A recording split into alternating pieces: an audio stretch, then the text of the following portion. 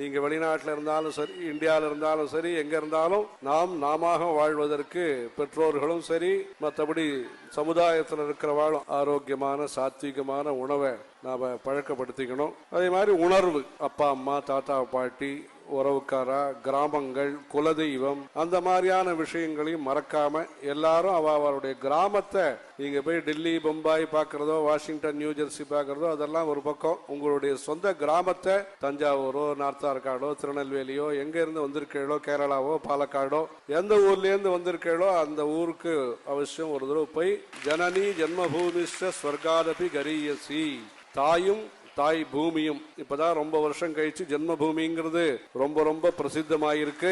யாருடைய ஜென்மபூமிங்கிறது உங்களுக்கு தெரிஞ்சிருக்கும்.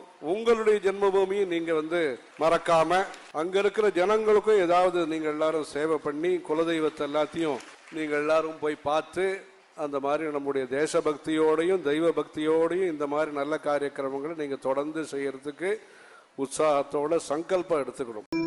ஜெய ஜெய சங்கர ஹர ஹர சங்கர ஜெய ஜெய சங்கர ஹர ஹர சங்கர